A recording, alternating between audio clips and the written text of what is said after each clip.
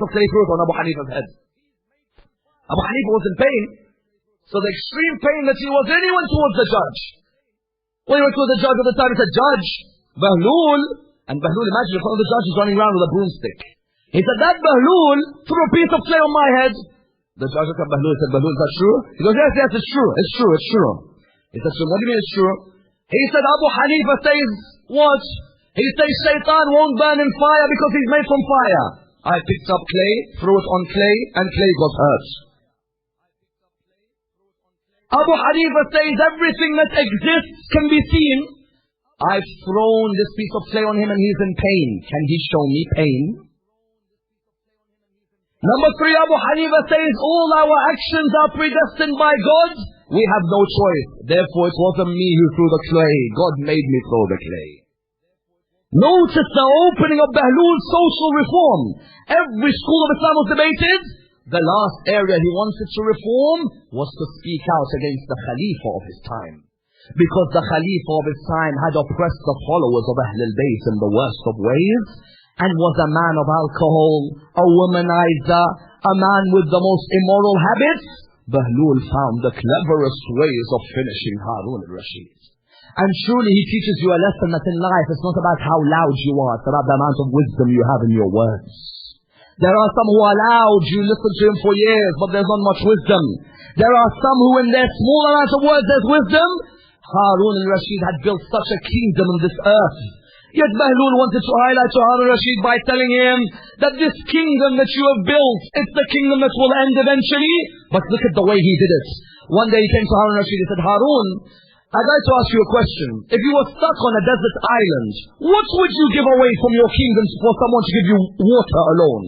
There's no water available to you, for example. You're stuck in this desert land. There's no water. What would you give for water on this desert land? Say the Sahara Desert, for example. What would you give? He said, I'll give gold dinars. He said, what if the person doesn't accept gold dinars? He said, I'll give half of my kingdom away. He said, okay, if you have drunk so much water when it was received, but then you could not urinate, what would you give to see a doctor who could help you urinate? He'd say, I'd give the other half of my kingdom. He then said, then Harun al-Rashid, do not run after your kingdom which is worth only 1 glass of water. Look how he switched the whole kingdom, that for 1 glass of water in your most precarious moment, you'll give your whole kingdom away.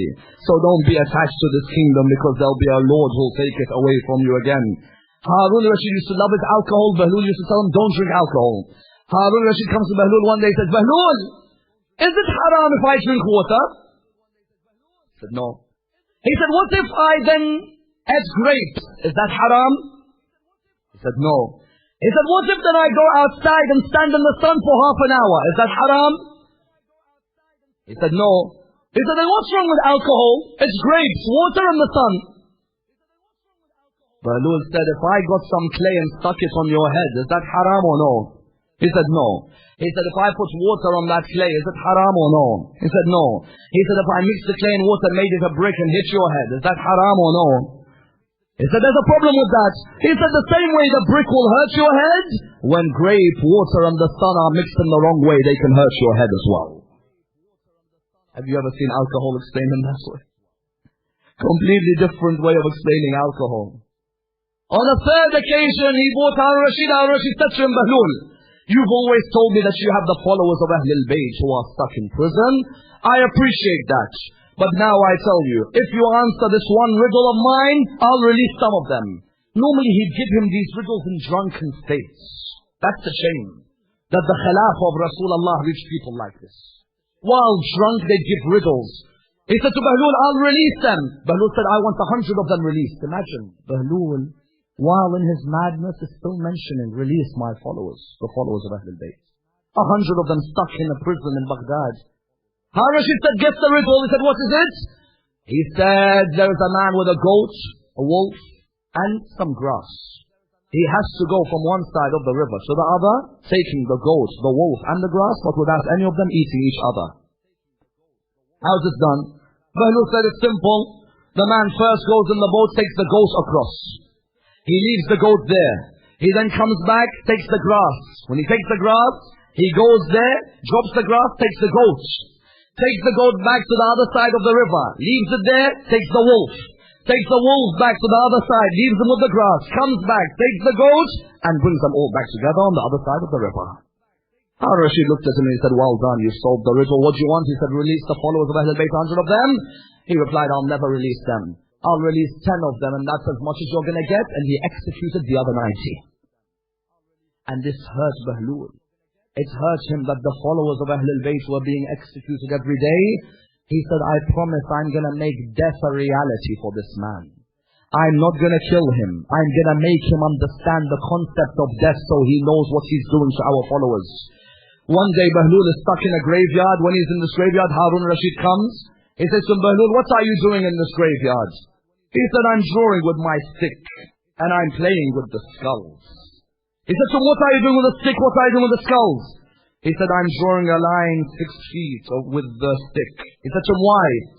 He said, because for each and every one of us, be you a king or be you a pauper, you'll have to go 6 feet under the ground. Then he said to him, why are you playing with the skulls? I see you moving one skull and the other. He said, look at us in this graveyard. We don't know which skull belongs to a king and which belongs to a pauper.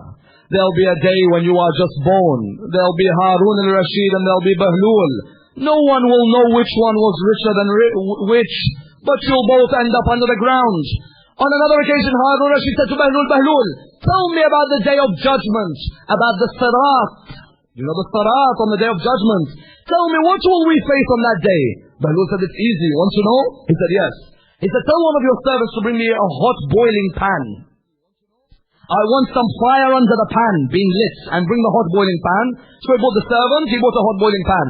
He said, do you want to know what the sirat is going to feel like on the day of judgment? He said, yes.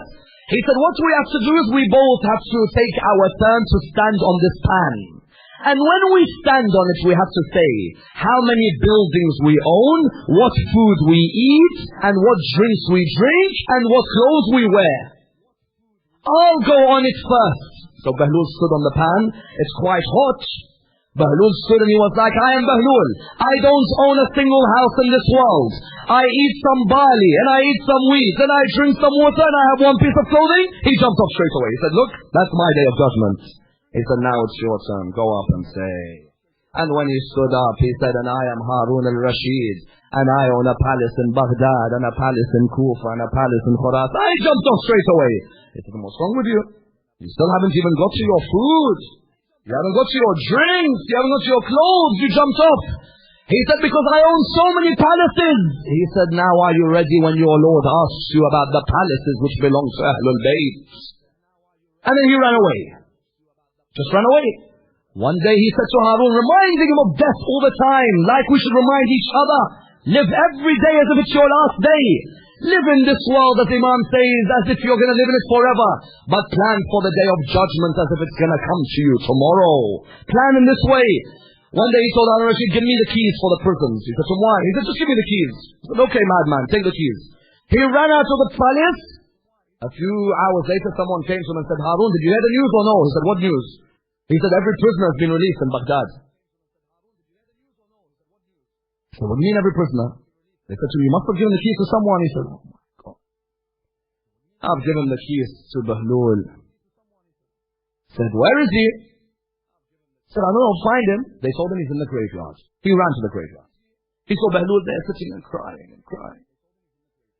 He said, behlool, you're going to have to make up for this. He said to him, how will I make up for it? He said, every prisoner you have to make sure that they get back. He said, then let's wait here. He said to him, why? He said, because there'll be a day when all of them will come here. Allahu Akbar. There'll be a day when all of us will go there. And those of us who